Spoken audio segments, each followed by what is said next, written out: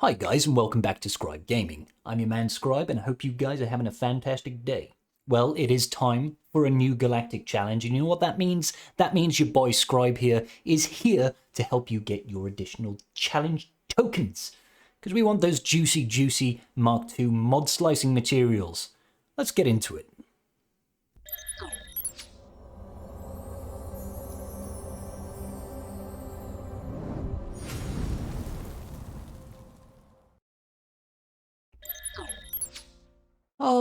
Alrighty. So as you can see, I've got about as far as I can, as far as rewards are concerned on this one. I don't have, unfortunately, I do not have Beskar Mando, so I cannot get the tickets that I need to get the full rewards. However, you don't have to do the Scoundrel on the final tier if you want to get the second best rewards. So I settled for second best. Sorry, but I don't have Beskar Mando, guys. I can't help you. Now, this one is particularly tricky, and I would be lying to you if I would say that the comp that I used for Scoundrels was reliable or was a one-shot or a sure thing. It took me about 20 minutes of constant refreshing with my Scoundrel team just to try and get it to work. Now, I'll show you the team, and then we're going to go into the video that I recorded, the footage I recorded earlier, so that you guys can see the successful run I had. So, the team that I was running is actually a Django lead, and we're going to be featuring Han and Chewie with Hoth Han, as well as Fett Smuggler Chewbacca. Now, my thinking behind this particular setup was that Django's leadership over here, he has bonus speed to all Scoundrels, plus 30, you need that to really get ahead of the enemy, and also it decreases the enemy's tenacity by 40%, increasing your likelihood of landing debuffs, which is important with the number of stuns that we're hoping to make. Not only that, enemies that are burning cannot gain bonus turn meter, and that is pivotal to stopping these Imperial troopers from not completely steamrolling you like a train. Yeah. So, I will say I had to go for a very fast Captain Han Solo. His speed set for this on my successful run was over 312. And we'll go into the successful video just now. Okay guys, so we start off, first things first, we need to use Han's shoot first on Admiral Piet. We have to stun him to make sure that he is not passing additional turn meter to the entire team when he does his AoE. Next up, with Captain Han, we are going to use his first special to give a bonus 25% turn meter to our Django Fett, which will let him get ahead of the enemy team. Now, on Django's turn, we have to land burning on the entire squad. It looks like we didn't get it there on Moff Gideon, but it turns out that it wasn't such a bad thing.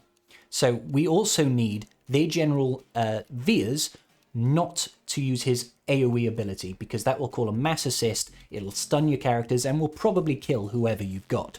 So provided he does his basic attack, you're good to go. There are multiple layers of RNG involved in this, guys. I'm very sorry, but this is all I had to work with. Okay, so when we get to this position, what we're looking to do is apply stuns across the board. So I'm going to go for a stun here on Moff Gideon. Success. We're going to get another stun. We've got the tenacity down already. Boom. There's another stun. Unfortunately, we didn't stun Veers there, but we're just going to pelt into him now, just try and lower him down. We cannot kill the rest of the Imperial troopers until General Veers is dead. So we need to take him out first. So we just got to weather the attacks here. In this position here, I'm using Django Fett's rocket ability here, and I'm applying it to Range Trooper. Now, this ability will land a stagger on Range Trooper, and because my Django Fett has got guard from Chewbacca, Chewbacca is going to assist and strip all of Range Trooper's TM. Now, the benefit of this is that Range Trooper will now not have the ability to provide additional protection and apply retribution to all the Imperial troopers. Boom, there goes the turn meter. Now we're going to pass additional turn meter to Han Solo to try and finish off Veers. We need to take him out. In a situation like this, guys, I'm looking to control. The AoE might seem tempting, but we really need to control the enemy team. So here we are, we're going to go for a stun with Chewie here, controlling General Veers, and then we're just looking to finish him off now. Now, if you do have the Zeta on Django Fett, you can also kill any order you want, but mine just isn't strong enough at gear 11. We lost Django Fett, but because he does have that Bounty Hunter's Resolve, he is able to come back to life once. Now, we're looking to apply the burning once again. When we're in a position like this, we hope for max burning, but any burning is good at this point. Veers is out of the picture. That means we can start killing off units. Now, I prioritize Admiral Piet first because he is weak compared to the others. So again, we're looking for control here, guys. Don't look to get a big AoE. You want to make sure they don't take turns. Captain Han Solo coming in clutch with a revive there on Jango Fett. I'm trying to control Moff Gideon's turn meter here to make sure that he doesn't strip all our turn meter and give bonus TM to the rest of his team. It looks like I'm trying to decide between Range Trooper and Moff Gideon, and I go for Gideon in the end. Now this is where it gets a little bit messy, guys. In this position here, I can see that I could probably take out Piet with an AoE, which will help with a bit of healing, but instead I decide to stun Range Trooper. Again, it's all about the control here, guys. Now here comes another stun. I think, yes, we go straight on the Range Trooper again, and now it's time to focus down Moff Gideon. When Moff Gideon is gone, there's no real... we gain additional DPS boost. We did lose Chewie there, it's a little bit scary. We gain our additional DPS boost because he's no longer decreasing our damage output. Now, it is scary here, guys, but I did just about make it. I will be honest with you, I was very much clenching at this point. But sometimes, guys, you only need to make it through, just about make it through, and that's good enough. So we're just down to Range Trooper that we've got to kill now, and my R7 young Captain Han, Raid Han has got enough damage to really see it off at the end there.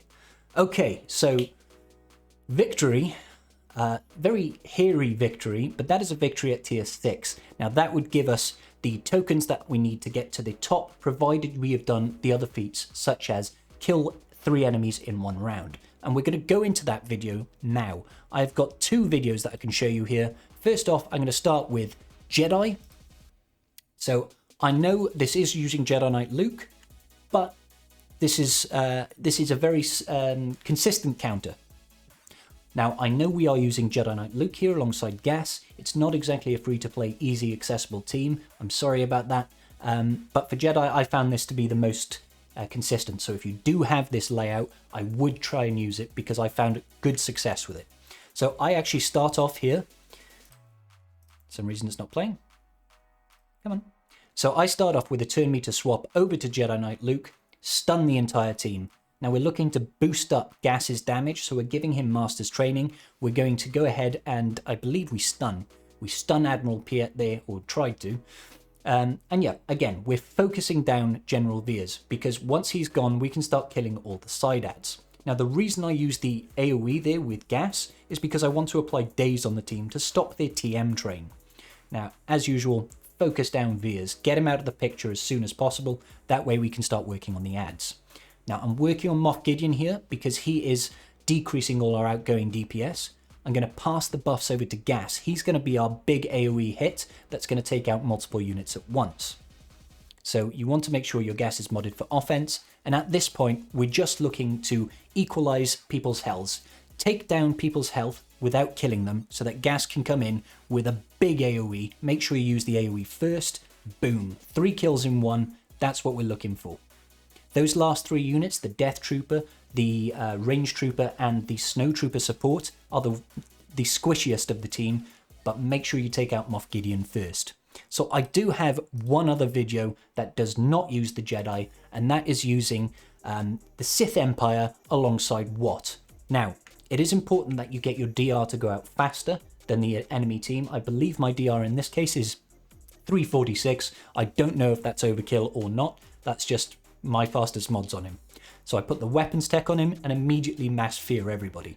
The great thing about Sith Empire is because of the modifiers in this one, every time we're applying debuffs, we're gaining stacking offense. You can see these 33 stacks there on Darth Revan is just maxing out the amount of damage output. So in this particular layout, I actually like to keep Moff Gideon alive for a long time because we're looking to bring down as many people's healths to as low as possible, and he helps me ensure we don't kill everybody. So as you can see, I'm using all my specials here to apply shock, do the AoE with HK, use the additional shock from Bastila Shan, just try and lower everybody's hit points as much as possible. You can see in this situation here, I could use Malak's Drain Life ability and take out any one of these characters, but that's not in my interest. I actually want to leave Moff Gideon alive so that he's continuing to decrease our offense until we're ready for a big hit. So the important thing here is to keep track of your abilities like Wild Lightning and like HK's Grenade. So I know that I could mass fear everybody here and keep them slowed, as well as not killing anybody. You see how I'm lowering all their health pools all at once? Just using a basic here. And again, I think I just use a basic on the Snowtrooper with HK. Now those of you that don't know, when HK uses his basic, he actually provides himself with offense up. I'm prepping myself for an AoE grenade from HK next round. We can see everybody's on really low health, and I take out Gideon.